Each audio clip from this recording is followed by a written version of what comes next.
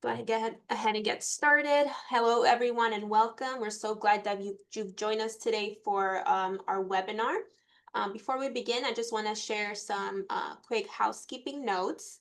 Um, to minimize background noises and distractions, I have muted all the lines for the duration of the webinar, but you are able to unmute yourself if you need any assistance or you have a question. This session is being recorded and will be shared on our website in the next few days, as well as the slide deck and any other resources. I'm going to be turning on the captions. If you find that to be distracting, you are able to turn them off with your own settings. We welcome your questions. You can type them in the chat box as they come to you. And then at the end, Mandy will leave about 10 minutes to do a Q&A and answer as many questions as we're able to. And if you haven't found the chat box yet, please locate that. And we welcome you to share your name and what organization you're with. We're so delighted to have Mandy with us today. Look forward to a great and informative webinar. On to you, Mandy. All right. Thanks so much for joining me today for Grow Giving with Gratitude, how to relentlessly build relationships to drive donations. I'm sure this isn't your first interaction with the NLC, but I always love to share that I have been so fortunate to be in the classrooms that you're in from the very start of my career at the NLC. I've just loved how the training grows with me in my career. And so I'm grateful that all of you are here today. And I firmly believe that the work of nonprofits drives all the change that we see in our world. Believe we are the good that we want to see in the world. So I'm grateful you're all here today and committed to this work together. I won't spend much time introducing myself, but to tell you I'm really passionate about service, justice, and relationship building. If you want to know more about me, all you got to do is ask me about being a big or camping or missions or travel. But today I'm super excited to get to talk to you about one of my favorite sports, basketball. This is not the wrong webinar. Stick with me as I take you to the foul line for two of the best free throw shooters in history. Stephen Curry has a career free throw percentage of approximately 91.1% in the regular season, which makes him the NBA's all-time leader in that category. He's consistently been a great free throw shooter throughout his career and even had a single season high of 93.4%. His chase for perfection at the free throw line begins with almost unflinching repetition. Every NBA player has a free throw routine, but Curry, he takes it a step further, and it starts with that quirky mouthpiece that he has on. He clenches it in his jaw just a certain way so that it juts out the left side of his mouth and always points to the sky, not the right side, not at a 45-degree angle, almost always vertical. And once that is in place, there's his approach. He steps up to the free throw line. He catches the ball from the referee. He puts his ball on the left hip. He looks down and he taps the nail that is right in the center of the free throw line in every basketball gym. And then he centers himself. He sets up his feet. His right foot's a couple inches in front of the left. His right arm dangles limp for a moment. Then he gathers the ball, dribbles it once, and shoots it, holding his follow through with his right hand all in one fluid motion. And his goal is to hear the swish and not to even touch the backboard or the rim every single time. And there's a post shot routine as well. And so if it's his first attempt, he daps up his teammates, whether he makes it or not. And if it's his second, he taps his chest with his right hand, points to the sky, and then hustles back on defense. Everything is consistent with Stephen Curry at the free throw line. Next up, enter Elena Del Don. She is undoubtedly the greatest free throw shooter ever, and that is no exaggeration. She has a remarkable 93.4% success rate at the free throw line, and that's the highest of any player, not only in WNBA history, but NBA history as well. You'll remember Curry just hit 93.4% 4% just once. And Del Dawn has a similar consistent routine at the free throw line that she has perfected since the 8th grade when she played basketball.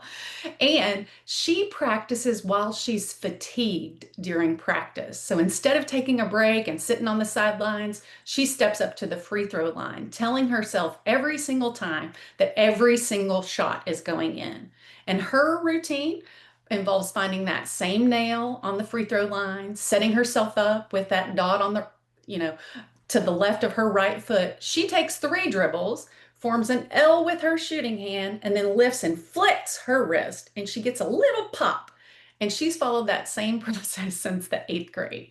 Her success in practice alone translates to those pivotal moments on the court where she can shoot and deliver when it matters the most. Now, Curry and Del Don both know where to focus the majority of their effort to get the lion's share of the results. And that's what we're going to talk about today. How you can be as relentless as Curry and Del Don in your own fundraising efforts. But first, it starts with knowing where to focus your relentless efforts.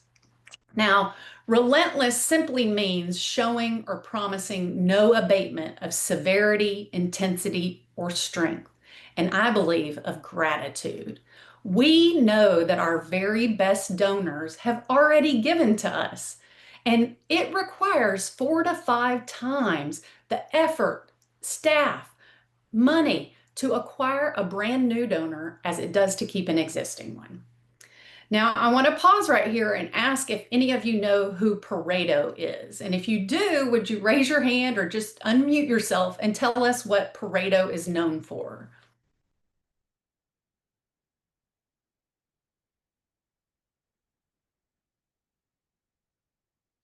Anybody? The 80, no, Yeah, yeah, yeah. You got 80, it. the 80/20. You got it. Okay, good. High five. All right. Pareto's principle is pretty well known, and you hit it on the money. It's simply how 20% of your effort, typically in any business, achieves 80% of your desired results. And in the fundraising world and for our nonprofits, 20% of our donors typically give us 80% of our dollars. And frankly, the fundraising results that we want to see, we have to get to know that 20% really well as the level that's right below them to not only retain, but to grow our donor base. So I have a couple more questions for the group that kind of help us lean into this Pareto principle. How do you in your organization define who is the best donors to your organization? Feel free to drop it in the chat, and Isabella can help me by yelling those out, or just unmute yourself.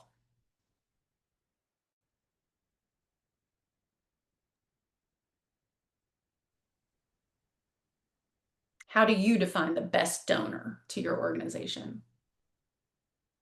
Consistency, the most loyal, our most interested Patreons, engaged. Great, great. You're hitting on several of those key characteristics, and I think the best donors are your largest, your most frequent, and those with the most longevity in your organization for giving. Now, you can raise your hand, but how many of you know how many of your best donors you have in your organization?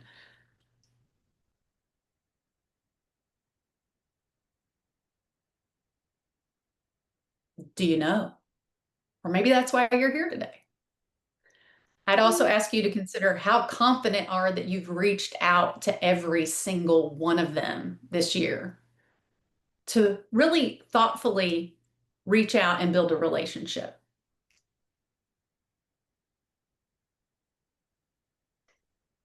And then knowing that it takes 4 to 5 times the amount of time, money, and effort, how do you treat the new donors who are coming into your organization?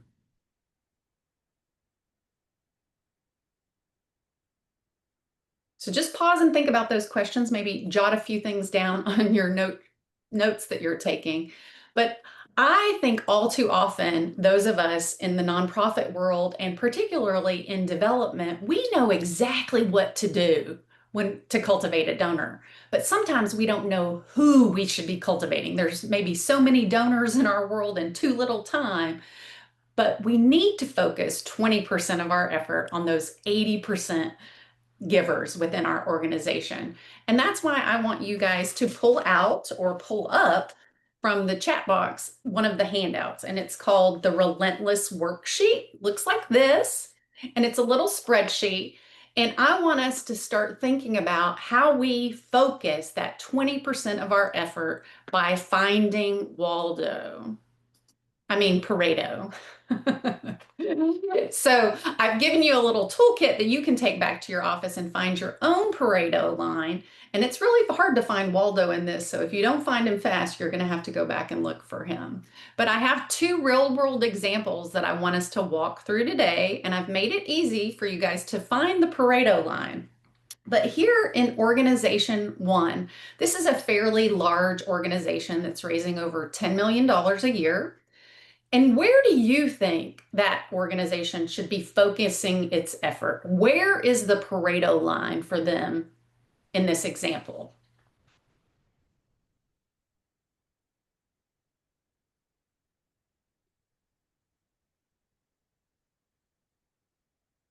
Anybody see it super clearly?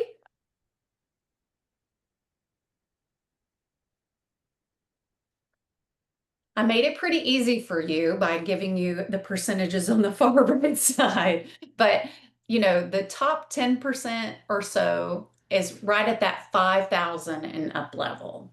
But would it surprise you if I told you that more than $3 million of that organization's giving is coming from those 93 donors in the top 3%? That's the ones that they want to know really, really well and to ensure their retention is high. This particular organization actually has more than 40,000 annual donors. And so the majority of theirs actually fall well below the 500 level. But the best donors are that top 10% of givers, and they all fall at about 5,000 and above. And that's a manageable number of donors, 158 people, to really reach out to and to build a relationship. But 2,600 people, you would have to have a pretty sizable staff to manage that, right? But this top end of their pipeline accounts for $7 million of their overall budget. We'll go to a smaller organization with the next example, and this particular organization raises about $1 million a year.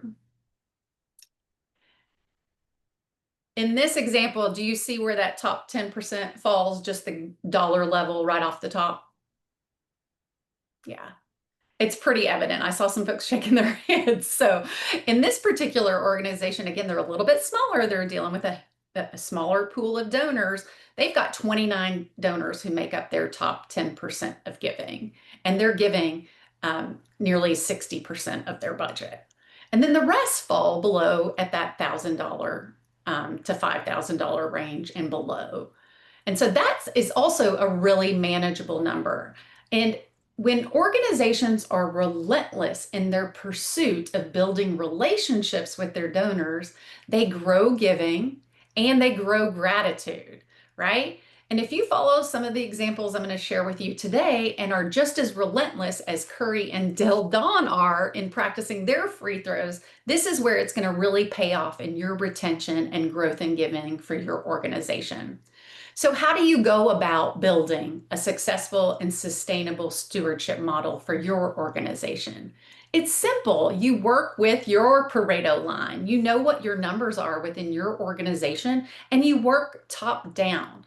And I firmly believe whether you're a one-man or woman shop or a full team of development professionals, that this relentless focus is going to allow you to be strategic in who you contact, where you spend your time, and how you grow their giving. Just a second to advance to this next slide. Now, I'm a huge fan of Sean Aker. He wrote The Happiness Advantage, but he talks about gratitude as in terms of the Tetris effect. You know, when you played Tetris back in the day and you started seeing those patterns of four everywhere you go, you line up the, cereal boxes in the grocery store.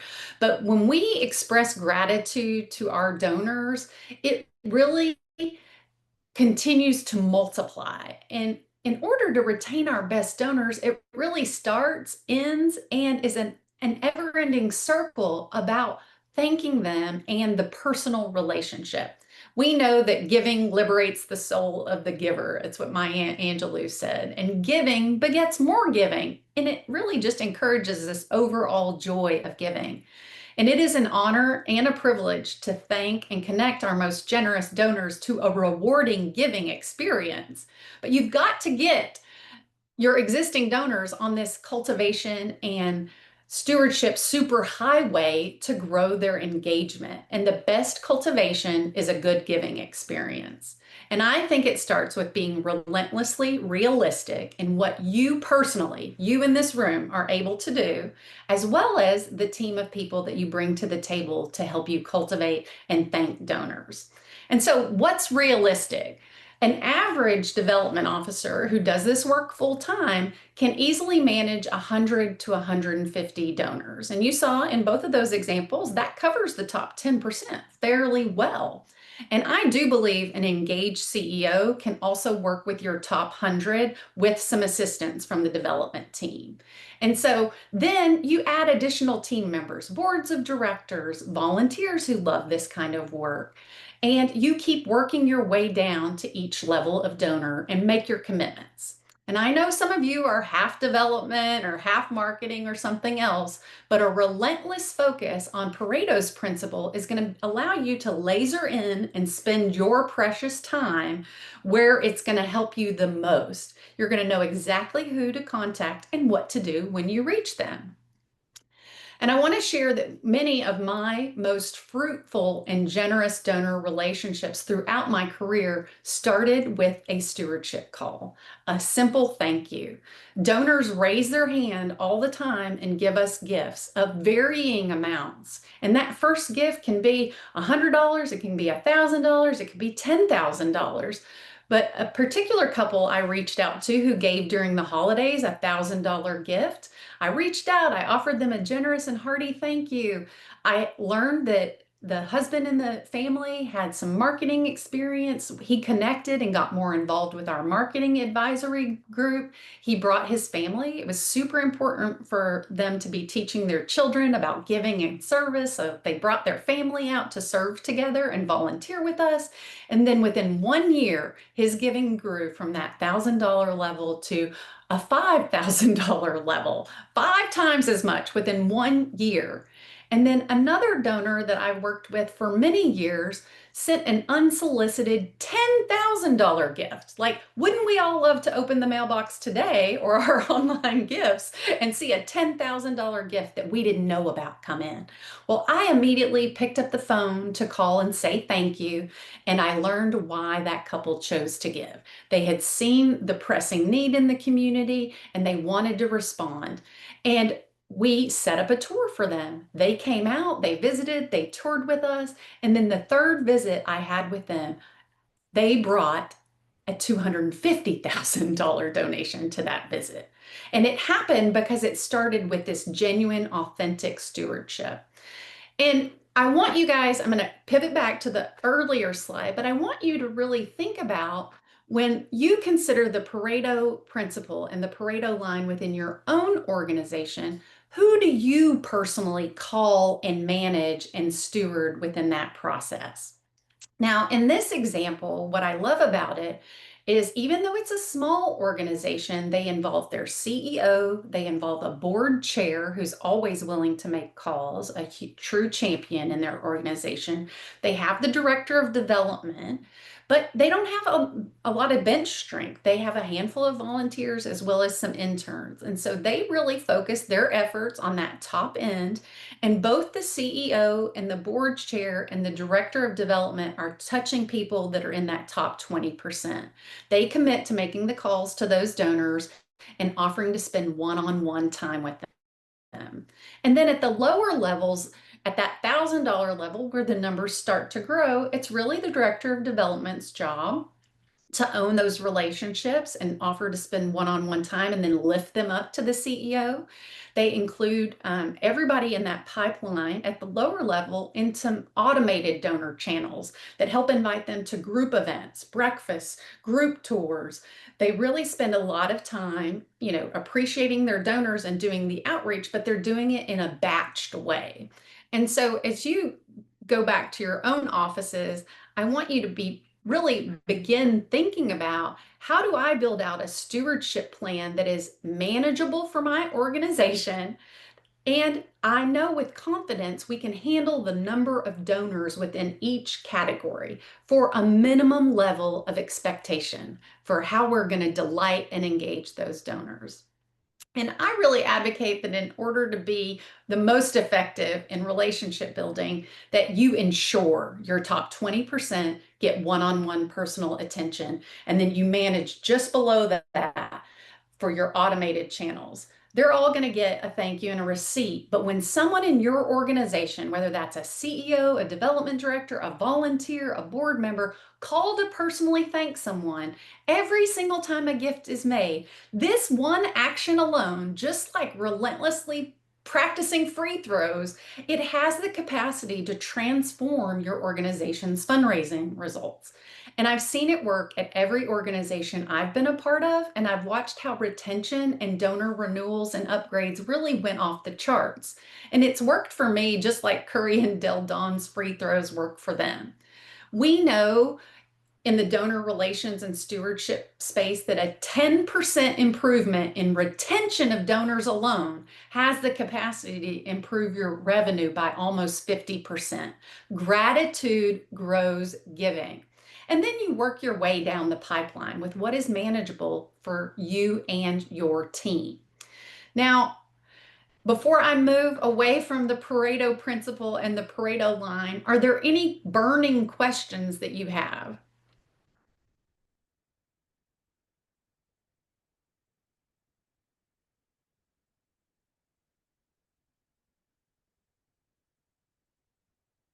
Anything coming through, Isabella? Yet. Okay.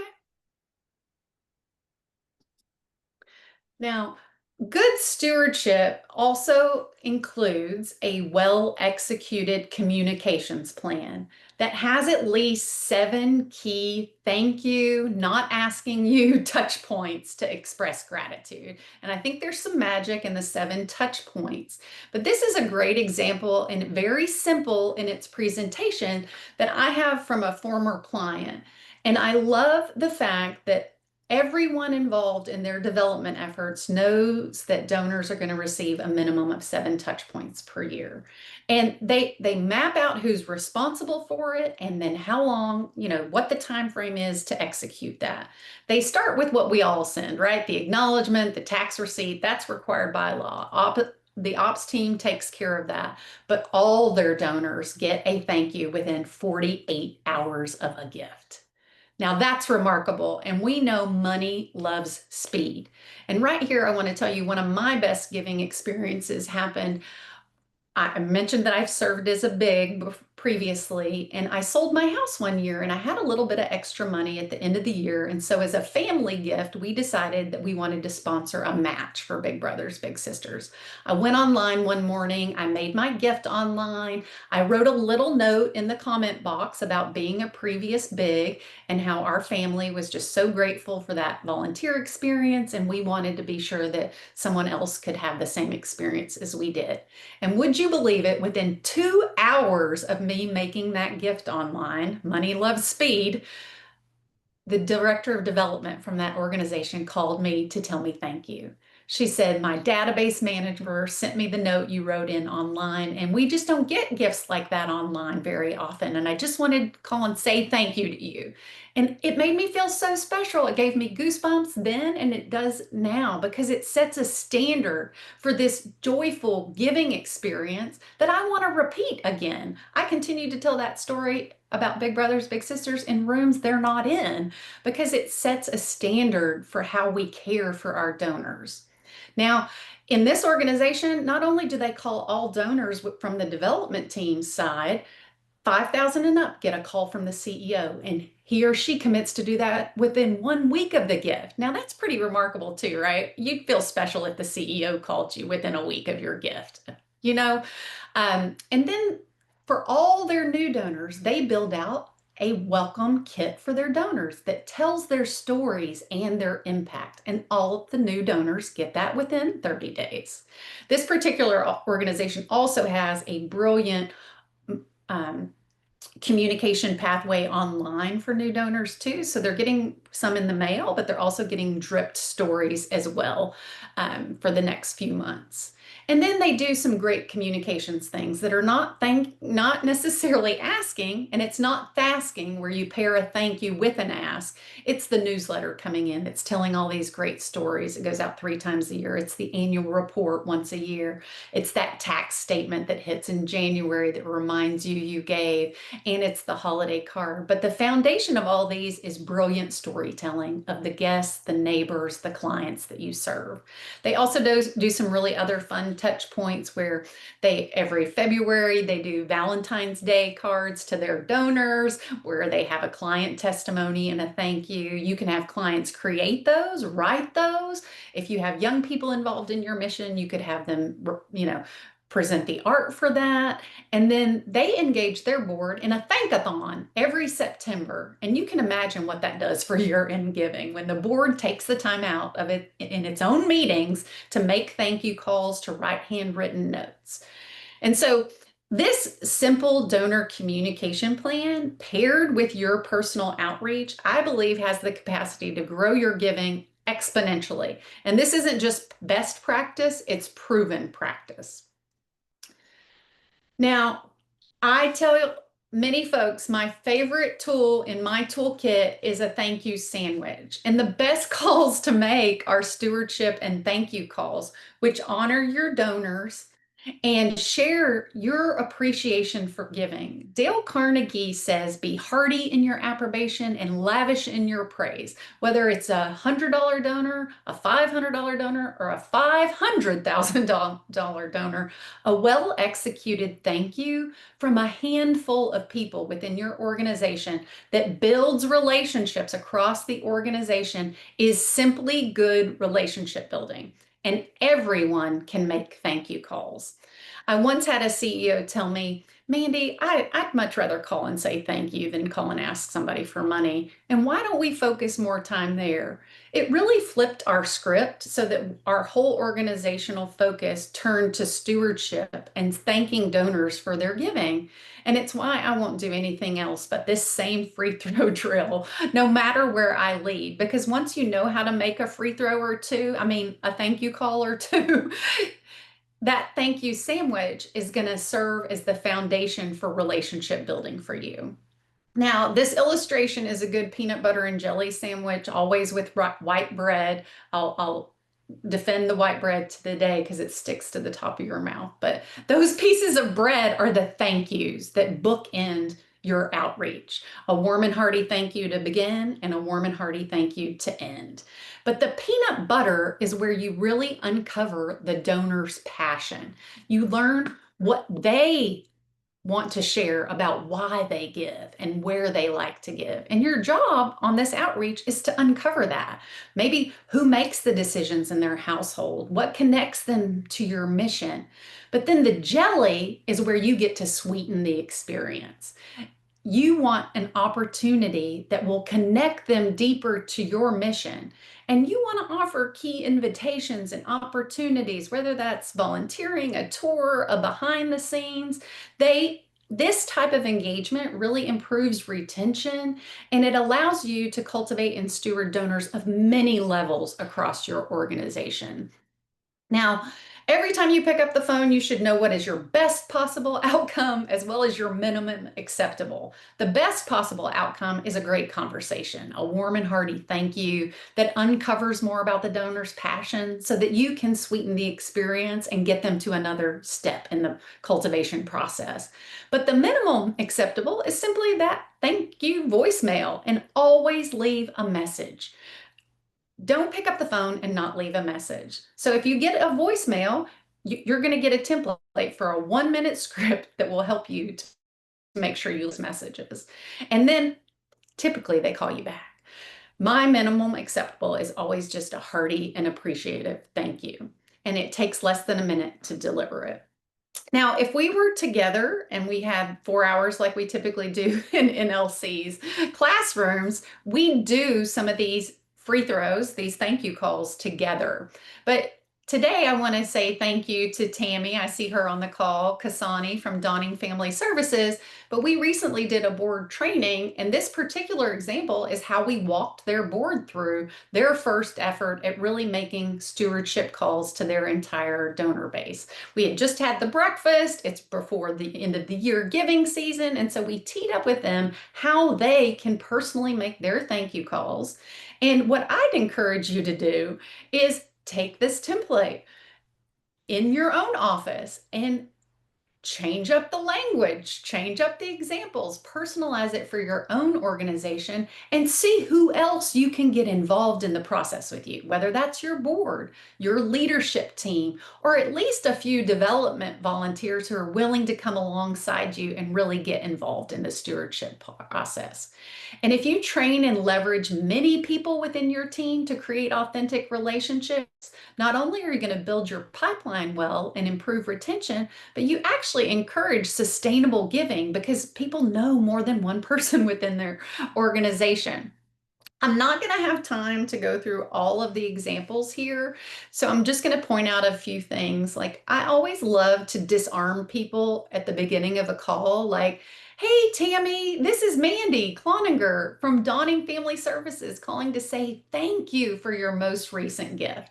I'm just calling to say thank you. Have I caught you at a bad time? Most of the time people say, no, I can't remember the last time somebody called me. I had an example last month where it was the first donor call that they had ever received a thank you. And so you listen, you ask open-ended questions, and you ask the donor, well, this is your first gift, or you have been giving so generously for 5 years. Tell me why you choose Dawning Family Services. And listen. And then reflect back what you heard from them. And then ask a couple more open-ended questions to go a little bit deeper. If they share with you, like we've heard so much from our donors at Dawning, I love that you have a no barriers approach and you're helping families with children access resources. Okay, that matters to you. That's really what's important to you. I love that. And clearly you care about children and families. Like, what else do you like to know about an organization? Are there other organizations that you support and care about? Would you share with me your favorites? Get to know the donor, get to know their thought process, and really uncover their passion. And then if you can, and for example, that they love families and children experiences, invite them to something that sweetens their experiences. There was a trunk or treat just recently, and we invited key donors to that. Have you ever visited the campus? Would you like to do that again? We have some plans for the future I'd love to show you. Sweeten the experience with an engagement opportunity, and we're going to talk some more about that as well, and how you can identify those for your organization. I also love to find out how people like to be communicated with. I've had donors tell me, don't call me, just email me, or I hate email, I never read it, will you text me? But go ahead and verify their information, ask about the info that they want to receive, and then always end that call, if you can, with the next step and get them to commit to it, but at least another warm and hearty thank you. The other thing that I really encourage you to have in your back pocket is some key statistics, some impact reporting about the number of people that your mission helps. Now, I love this from Dawning. It's in their annual report. They update it every year, but it's really easy to say to a donor, your gift today helped us to serve almost 1,200 individuals and more than 350 households last year. That's what how your giving made a difference, right? And while statistics tell a story, stories sell in general. So I encourage you also to make sure you have several stories in your back pocket that illustrate your mission really, really well. And again, I'm giving Tammy and Dawning a shout out here, but they package their stories and put them right on their website. It makes them so easy to share in a text or an email. And we encourage the board of directors to find one that they really liked that they could share with the donors that they were making a phone call to. And frankly, if your board members are active in serving with you, they may have stories of their own that they want to share. But remember, statistics tell, but stories, they really sell. And always, always, in every communication that you send to your donors, include a story. I see all too often nonprofits who miss telling a story in the acknowledgement or the thank you receipt. And that's the one thing donors keep all year long for their tax purposes. If you've got a great story in there and a picture, that story is going to resonate when they pull it back out at different times of the year as well. We've got examples in here of how to leave a short and really robust voicemail message in less than 1 minute. It's where you open and close with your name and your phone number, your connection to the organization, and you tell one story. And you say, I'm thanking you on behalf of a neighbor just like Emily. She's like one of the nearly 1,200 individuals we helped last year. And you tell the story that is emotive, right? Emily's a single mom of 3. She found herself homeless after she lost her job, and her kids were really struggling, especially the youngest. They were suffering from depression and instability, but thanks to your giving, Dawning gave them a lifeline, a safe hotel room, a permanent apartment, and today her kids are healing thanks to you, and Emily is stable with a job and safe housing. This is only possible because of gifts just like yours and donors like you. And thank them again. Use that thank you sandwich, and you can do it in a really short way. And then certainly last but not least, handwritten notes really do stand out. I encourage you to make 3 outreaches to any donor you're trying to reach. Like sometimes you leave a voicemail and you don't get a call back. So you send an email and then you write a handwritten note, but vary it up, try some different things, but always include that hearty thank you, the thank you sandwich, and an opportunity to engage deeper. Many times I've gotten return phone calls off of handwritten notes versus even a voicemail. And if you know the people, definitely personalize it some more. Like the last time you were on campus was, last year. It's time to visit again. Come see me and call me and I'll get it scheduled. The other thing we did with Dawning's board of directors was we really wanted to encourage them to invite some new potential donors into the work. And we gave them a real easy way to do this with an email or a text invite. And this is stuff that you can just put into the board meeting, into an email to your board of directors or whomever, your volunteers that are willing to help you with this, and make it personal. Let them practice a little bit with you and then empower them to go ahead and make those calls and then share those successes back with you. This is truly how you create a culture of genuine gratitude and philanthropy that persists. People get excited when they have great calls and they share it and their successes. Lift those up in those board meetings and your staff meetings. I'm going to pause here because this is a lot of tools and examples, but do you all have any questions on how you might utilize them for your own organization?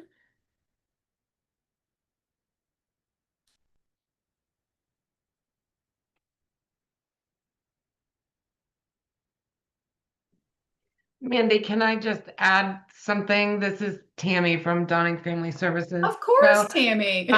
as Mandy mentioned, since she was using us as an example, our board has been calling. And one of the things that I've noticed is people that they have called and reached out to in the past couple weeks have made additional donations. So it was that immediate, payoff was there. But it's also something great that I can share with the board to encourage them to continue doing it. Hopefully, that would be the point, that they'll continue doing it. Absolutely. And amen to that. I actually read a donor study that said the best time to reach out to donors who make new gifts, brand new gifts, is within the first 30 to 90 days. And typically, if they make another gift within that first 90 days, their giving will continue to grow and they'll stick with you. So all too often we lose our donors who make those first time gifts and they don't come back. And so this combats that on the retention side as well. Great example, Tammy. All right. Any others? I saw Shalette's hand go up too. I don't know if you can hear me well. It looks like I have a really bad connection, but I just wanted to echo, especially for the small nonprofits, like, I know Tammy and Love Inc., we have small teams, but just activating the board around a fundraiser and giving them the opportunity to invite individuals to contribute and definitely thank. That's like the easiest thing, in my opinion, is right after a fundraiser, getting your board on a virtual meeting and say, hey, this is the list. Call these folks and say thank you. We have one board member that we've identified as our chief gratitude officer, and all he does is send thank you emails and phone calls. And it's really a great opportunity for people who might have a certain level of discomfort about asking for money, but thanking someone for a contribution is just it's fun and they really do enjoy it. So I mean, I highly recommend getting your board to do that whenever you have the opportunity to. Awesome. Awesome. And I truly believe everyone can make thank you calls. It's a great opportunity for leadership team members to get to know donors, to build relationships at many levels. If you have larger teams, there's great volunteers who love to do this kind of stuff too. I'm going to go ahead and keep going since I know I'm running low on time. But the thank you and that personal phone call are really the bread and the peanut butter for your incoming gifts. And I want you to map out a plan that you can decide how deep you're willing to go and you commit to doing it to a certain level of donor. And then you're relentless in reaching out to them to make those calls. And relentless means you do something every single day or at least every single week, whatever makes sense for you and your organization. You set up the dashboards and the accountability reports weekly, and you report back on it to each other. You use your database to really facilitate that, and you share those successes with each other. You reinforce that culture so that people are getting back on the phone often. I'm often asked, when's the best time to make phone calls? Whenever you're going to actually do it. So do the first things first. Do them first thing in the day or the last thing last. Do it at the end of the day. But block the time to do it and just sit or stand there and smile and make as many thank you calls as you can in a couple of hours that you've blocked. And use the free throw drill imagery to make you feel more confident. I'm often so surprised at how good I feel after making thank you calls that it makes me want to do it again and again every single day. There's also key stewardship moves, invitations, and opportunities that really build a personal connection for you to learn the donor's passion and to get them involved more deeply in your mission. And this goes beyond the simple thank you call and, your regular volunteer experience. As we learn a donor's passion, not tell them ours, we build a deeper connection to the mission. And so what can you do to take it beyond typical to really memorable and an amazing giving experience? You have to treat every donor like a major donor. And if you've ever heard Debbie Sokolov and Sarah Leonard do their presentation on how to treat major donors and how to uncover some of the most generous givers, many donors start small, like David Baldwin. David gave to many organizations across the Tampa Bay area, and he gave small gifts when he started. He gave $500 or $1,000, and he was raising his hand saying, how are you going to treat me? Your mission is important to me, but I'm giving, and what are you going to do once I've made a gift? But our job is to ensure that we reach out to people like David, who could be the millionaire next door that gives their most generous gifts in their estate. We have to delight them with the giving experience and invite them in the stewardship process to deepen their engagement. And I want to share a few statistics that come from Bank of America and Indiana University that demonstrates how engagement alone increases giving amongst high net worth individuals. So donors who don't engage with a nonprofit typically give about 34 grand a year if they're high net worth. But engaged donors give 4 times that much, nearly 125,000 a year. And when donor engagement includes like the donor's professional expertise, like if you're an attorney and you're offering legal advice, or you're a marketing person and you can give that to the nonprofit, giving grew to more than 150,000. It's 158 grand a year. And then when you made it a multi-generational experience and involved their children in their philanthropy, giving jumped to nearly 250,000. So for engagement opportunities to work and actually increase your donor's motivation, it has to be personally satisfying to the donor. And it also has to be meaningful and productive for the organization. Donors can sniff out if it's busy work, work that is needed, but it's not meaningful or productive, really turns off donors and volunteers. So you need the magic of it being personally satisfying for the donor and meaningful and productive for the organization. I love Karen Osborne from the Osborne Group. She has a great tool called Engagement Opportunities that you can download for free right off her website. And it's an excellent way to get started with creating your own engagement opportunities. And this is an area that I think is really fruitful.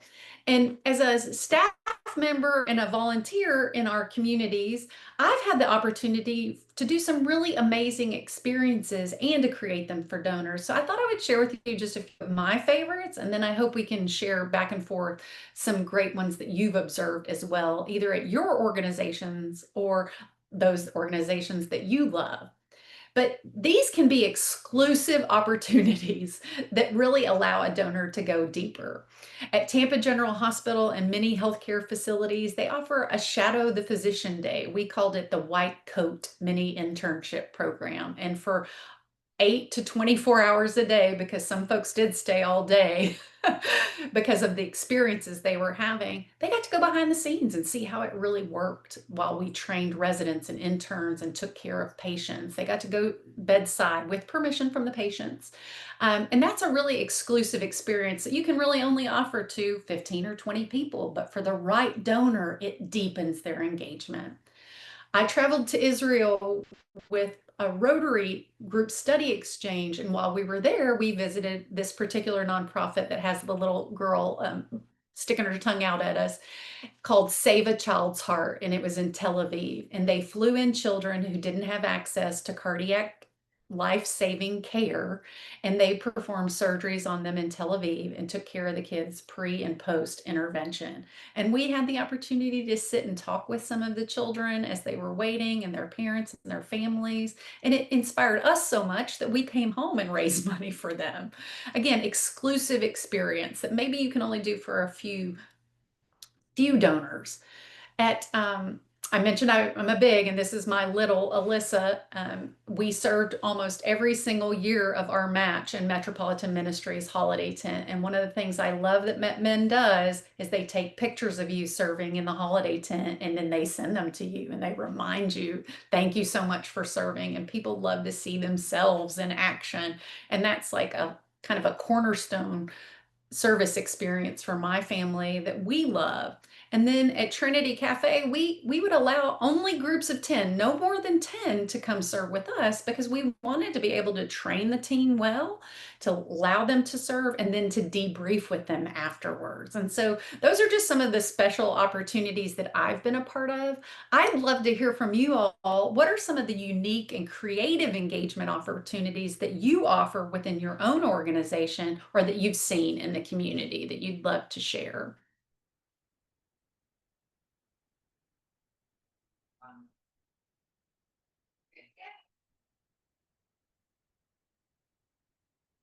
I hope people are dropping them in the chat if they're not sharing out loud. I've got just a handful more that I love to give shout outs to people. Ronald McDonald House recently opened a new house at St. Joseph's Hospital. They had families who helped select the art in the rooms that they sponsored. I thought it was brilliant. And then they had a book in there for the families to write a special message to the donors. You want to talk about like heartwarming? That's a great one. You can also serve a meal at Ronald McDonald House. Sign up right online, and that's a special experience that you can do as a family. Habitat, I know, gives you an apron on your first build, and then you get new tools every year to add to your apron. I think that's so cool. Another nonprofit I love in the community, Echo, which is down in South Hillsborough County, and is led by Eleanor. One year they sent an ornament to all of their monthly donors and major donors. And when I got mine, I hung it right on my tree, and I felt so special that they thought to send that to me. I've loved Valentine's Day cards that are created by kids. They're super special and sweet. Any others out there that y'all want to share before I start wrapping up? I think I got 10 minutes left. I see some hands going up. Go ahead and unmute.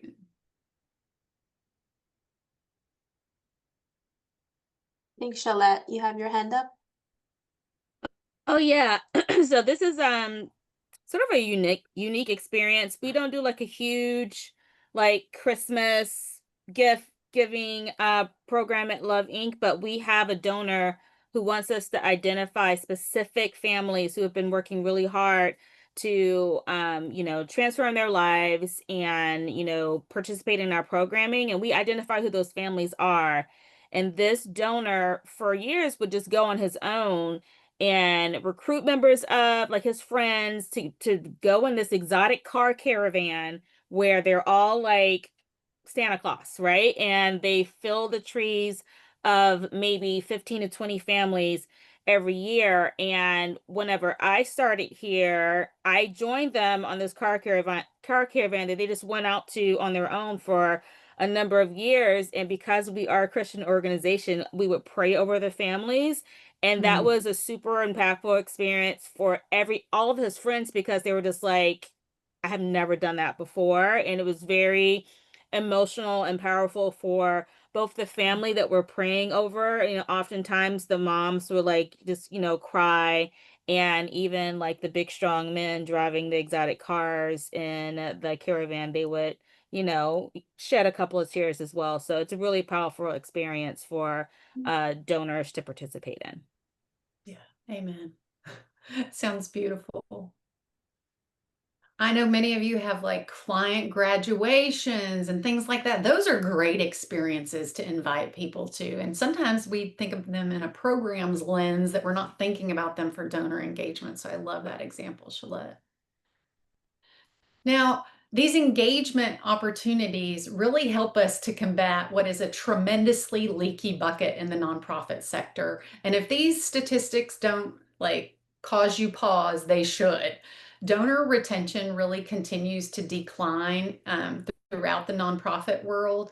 It's done so for 4 consecutive years. So overall donor retention rates are really hovering between 40 and 45%. That means almost for every donor we gain, we are losing one. And average first-time donor retention for somebody who makes that very first gift to your organization and is raising their hand to say, do you see me? How are you going to treat me? Did you get my gift? Are you using it how you said you were going to use? That's less than 20% at 19.2%. Now, if I were in charge of the development at any of those organizations who have 40 to 45% retention, I would have been fired. And frankly, your retention can be 80 to 90%, especially at the higher end of donors when you execute your relentless efforts like Del Don and Curry.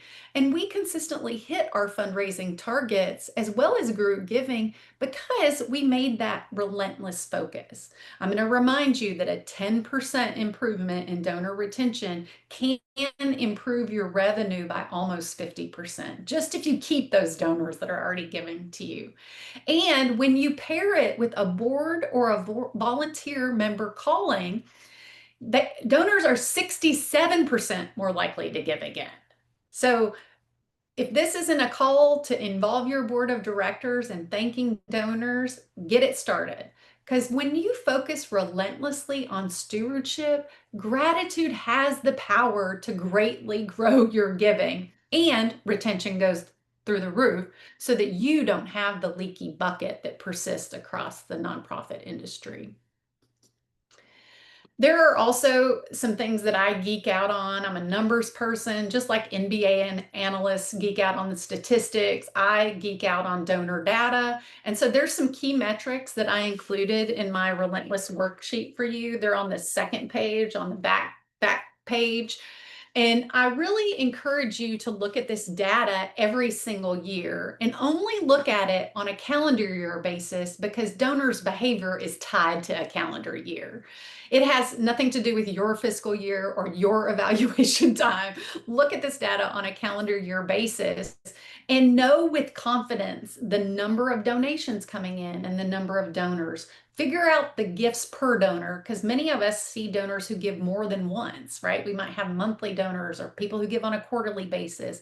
Look at your average gift. Look at your overall file retention. You can look at that year over year just by comparing apples to apples, but you can also dig deeper and pull the number of new donors, the number of lost donors, and then the number of donors who come back, those Libunts and Sibunts who might give 1 year but not another year. And then look at what your retention looks like for every single level of the donor giving report. And that's where you can cross-check, how are my stewardship efforts really improving giving? Because you can see growth in bands of giving really evidently. You can watch, if you do this on an annual basis and put every year next to each year, you can actually watch how donors who start in a certain level grow their giving up to those higher levels of support with deeper engagement and consistently gratitude-driven stewardship strategies that make them feel connected to your mission. And when you're relentless in your efforts and you know this data, you can actually use it to help expand your team. It's a wonderful case for support when you're managing up to your boss for needing more staff and more people involved in the stewardship and development effort to cultivate people.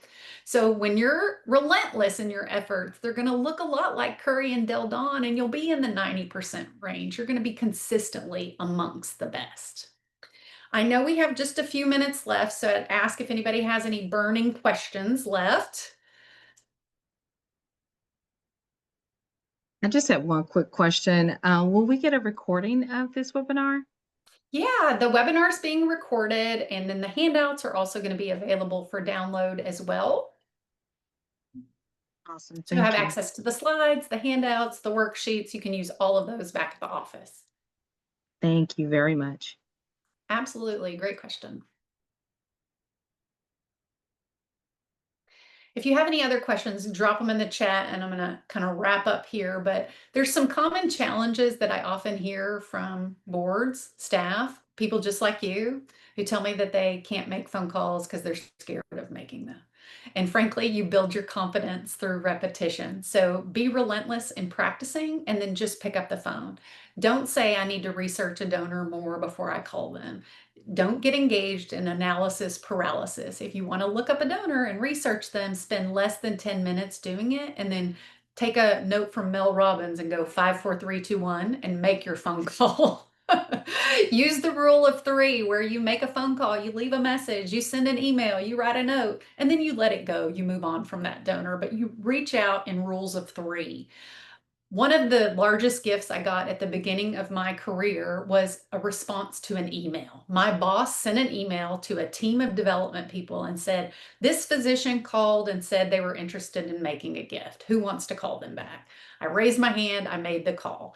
I visited the physician at his practice. I learned more about him and his family's priorities, and within 3 visits, he had made a 6-figure gift. But I was the only person who raised my hand and made the call.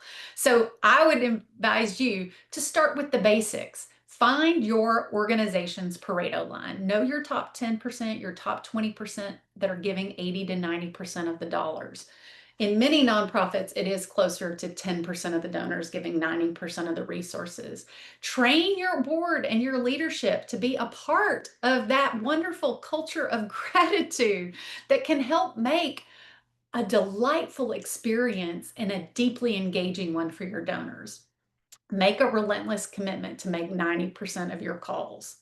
Commit to doing 3 calls a day or just 2 hours a week.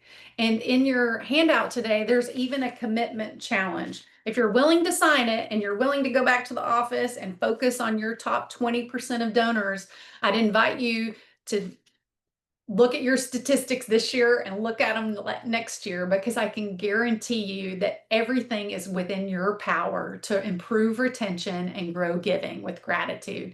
It simply requires a relentless effort to do it like Del Don and Curry do. Every time you step up to that free throw line, you do it well. You give a great thank you sandwich. And you do it even when you're tired, even when you don't want to make the calls, even when you've called that donor 5 times and they've never picked up the phone, but you know that that donor keeps sending a check. So you keep doing it. Build your plan and stick with it. And I'd love to hear what your relentless efforts look like a year after you focus on it for a year. I encourage you to call me with any questions, email me, engage online. I'd love to hear from you as you build out your relentless relationship building for your nonprofit. So thank you all for joining today. Really appreciate you being here. Mandy, there was one question. Do you Okay. recommend including a donation envelope in the holiday card? No, I think that is a task where you're trying to combine a thank you that is genuine gratitude with an ask. Now, I disagree. Like, I would agree that a donation envelope in your annual report's not a bad idea, because I've seen gifts come back from that. But I would be cautious with your thank yous, including true thank yous or just moments of appreciation of including an envelope. And Good then, question, though. how do you recommend reaching out to donors with capacity-based inquiries versus project-based inquiries? Like, because they show capacity, you reach out to them, or, but I'm sorry, I don't really understand that question. Yeah. Capacity-based Ina inquiries. Monroe. I don't know if you want to unmute yourself. Help me understand what you're asking. For capacity needs instead of project needs. Well, if you're trying to grow your organization's capacity, like build out additional staff or team members, that's going to resonate with certain donors versus programs and projects resonate with certain donors. So I always say you should approach each donor like the individual donor they are. You have to know them well to know which one of those would be a good fit. And if you don't know your donor well, you're probably not at the right time to make an ask of them in one of those areas. So you got to get to know them a little bit better so you know which one resonates. I hope that helps. Yes, she said that makes sense. Okay. I want to be respectful of everybody's time. So a big thank you, Mandy, for this, for sharing this incredibly informative and thoughtful presentation. And thank you to everyone that's joined us today. We'll be sharing the recording, the slides, and the handouts via email and also posted on our website. But please reach out to us if you have any questions, or reach out to Mandy if there were more pressing questions we didn't get to today. And keep your eyes out for upcoming webinars. Have a great afternoon, everyone. Thank you all. Thank you very much. Bye-bye. Thank you. Thanks, Mandy. Thank you.